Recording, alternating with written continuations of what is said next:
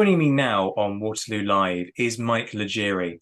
He's Professor of History at the University of North Texas and author of Blucher, Scourge of Napoleon. Mike, welcome to the show. How does Blucher find himself in command of the Prussians in what will become the Waterloo campaign? Well, thank you, Zach, and thank you for having me. Um, I guess I'll answer a question with a question. Who else would there be? And this isn't a way of joking. The Prussian army had by now grown used to the general staff system. And while there are a lot of competent general staff officers, like a Gneisenau or a Boyen or a Muffling, the corps commanders, the line officers to command an army, it was really rather limited. If you look at the corps commanders in 1815, they were all relatively junior generals compared to the guys who had commanded corps in 1813 and 1814, such as York, von Wartenberg, and Kleist, Townsend, and Bülow. Bülow was the only corps commander from the 1813-14 campaign to get a command of a corps in the field army.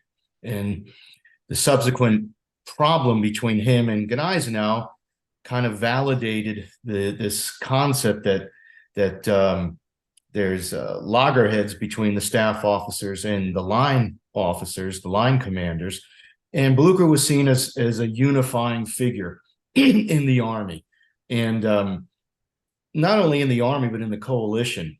If you look at 1814, when Blucher became very ill, the Russian corps commanders in his army of Silesia, they begged that if he died, that the body at least travel with the army to give some semblance that he was still there to maintain coordination, cooperation between the corps commanders and between the general staff headed by Gneisenau and the corps commanders. So really, there was no one else who could do the job the way Blucher did it. Once again, just by looking at the corps commanders under him, you basically are removing some of the corps commanders who have the most experience from the previous campaign, with the exception of Bülow, and you're inserting three new generals who were brigade commanders in the Prussian system in 1813 and 1814. So once again, indicative of the acknowledgement that friction existed between the line officers and the new general staff. So what was Blucher actually like as an individual, and how does that influence his decision-making during the Waterloo campaign? I think Waterloo gives us a real good insight, if not the best insight, into the type of person Blucher was. He was extremely loyal. And we see that with his determination to retreat north after the Battle of Ligny on the 16th, so that he'd be in position to support Wellington when his chief of staff, Gneisenau, famously wanted to retreat east along the Prussian line of communications, which was the direction that Napoleon believed that the Prussians would go in. But that's one thing that a lot of folks don't know about Blucher, was that he was extremely loyal, and he was committed to the concept of coalition warfare, where a lot of generals were not, even at that late stage.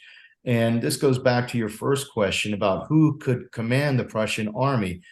Well, as we know, the Allies, meaning the countries that fought against France, they fought 7 coalition wars. Several commanders, commander-in-chiefs, they simply did not understand the concept of coalition war fighting. And it really took a unique blend of a selfless person who was willing to sacrifice for the greater good of the cause, and somebody who could also maintain the loyalty of multinational armies, such as a Blucher and to a lesser degree a Schwarzenberg. But really, you had to have somebody who understood coalition war fighting and the need to support each other or the plan, the operational plans of 18, 13, 14, and 15 were simply not going to work. I mean, you touched there on the operational relationship between Wellington and Blucher, and I guess obviously that's integral, as we know, to what becomes the Waterloo story. Personally, kind of what are relations like? And equally, I'm interested in the caricature that we sometimes paint of Blucher as sort of Marshal Vorwärts, being sort of one of these sort of slightly gung-ho cavalry officer style figures who likes to lead from the front. Is that caricature based on any sense of reality, or is it a gross oversimplification? It's a gross oversimplification. There was the Blucher, who was the man of the troops, the soldiers general, who would do some of the things you mentioned. But the point I make in my book is that Marshal Vorwärts is actually the complete opposite. When Blucher needed to, he went backwards quite a bit. And that was the success in 1813 and 1814, was his ability to refrain from engaging Napoleon or engaging superior forces in front of him. Now, his relationship with Wellington, Blucher respected Wellington, I believe, a lot more than Wellington respected Blucher. I think Wellington respected Blucher for the man that you just described, the dashing hussar, the soldier's general, man of the people, so to speak. But in terms of war fighting capability, I think Wellington considered Blucher the way most people did. You know, the story that he couldn't read a map and so forth. And really, that's all rubbish. He was able to read a map. He did understand strategy. He could understand operations as well. What he really needed was an organizer, like Gneisenau was, to keep everything in line. But he understood what needed to be done in terms of operations and strategy. But I believe that there was a degree of condensation in Wellington's dealings with him. And that might have simply come across because of the rumors that Wellington had heard of him, that he was a drinker, a gambler, a brawler, and so forth. But if you look at the respect that Wellington showed Marshal Soult after the war and the way he viewed Blucher, you could see that there's a differential in the levels of respect. And plus, the greatest fault of Blucher's was that he showed up at Waterloo and really, according to William Seaborn, won the battle. And Wellington could never get over that. I'm sure you recall the famous painting of Wellington staring at his watch on the field of Waterloo, and how Wellington would not have it, and said, that makes me look like I'm waiting. And the point was, yes, you were waiting, but well, that's not the story that Wellington wanted to leave to posterity. I think Wellington's one of those people who does condescension particularly well. Yeah. As we'll discuss, folks, in another interview on Wellington's character in a little bit. I want to discuss Blucher's attitude towards the French. We make a lot of the Prussians being sort of out for revenge during the advance into France, which has an element of logic and, fairly kind of natural understanding behind it when you consider that their homeland has experienced, French occupation early in the Napoleonic Wars. Is that a mood that Blucher shares? That's the mood that Blucher leads. He is the foundational element of all that. Within the entire Prussian army, nobody wanted to exact revenge more than Blucher. So much so that he had to be restrained by the king, Frederick William III. He had to be restrained by his chief of staff, Gneisenau. He had to be restrained by Wellington as much as possible. There's the famous story about how Blucher was going to blow up the Pont de Iéna in Paris, and Louis XVIII came waddling down there himself to beg Blucher not to do it. He would have hanged Napoleon if he could have got his hands on him. And what's interesting is he's angry because he has to go back to war. He doesn't want to go back to war. He's an old man now. The king gifted him with estates and titles, and he wanted to enjoy life a little bit longer. His oldest son, who he loved very dearly, was very ill at the time from mental illness, in part due to saber blows to the head in 1813. So he was really disturbed by this and by the number of young soldiers that died because of Napoleon. So he was extremely angry about that. He blamed Napoleon. He wanted to capture Napoleon and hang him himself. How does that sit with the other allies? Because there are some, like the Russians, who have experienced the French occupation. You've got other people like Wellington, who comes from a country that hasn't experienced French occupation, but has seen what the French have done to Spain and Portugal. So perhaps can understand, but perhaps isn't inclined to feel the same way. Is there this sort of sense that Blucher looks like a loose cannon? We talk a lot about sort of Wellington trying to restrain him, or actually is there a lot of sympathy and empathy amongst the coalition powers more broadly for that kind of perspective?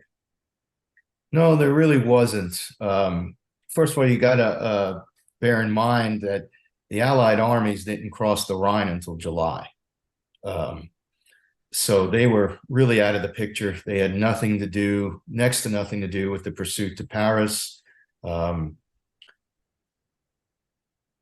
Wellington conceded the pursuit to Paris, the lead to Blucher. And there's some good evidence that's been presented that Wellington hoped that more Prussians would die in the pursuit to Paris to weaken Prussia's position at the bargaining table, at the peace table at Vienna. And Blucher basically had carte blanche to do as he pleased. There was no overriding commander-in-chief. The Tsar was far away. The Austrian emperor was far away.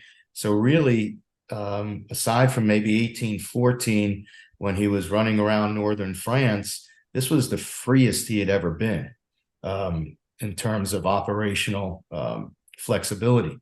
And I don't think that anyone would have, the Tsar or anyone would have really would have been disturbed had Blucher caught Napoleon. It was just the optics of it all. And that's the reason why Napoleon wasn't executed in the first place, was because they did not want to make a martyr of him.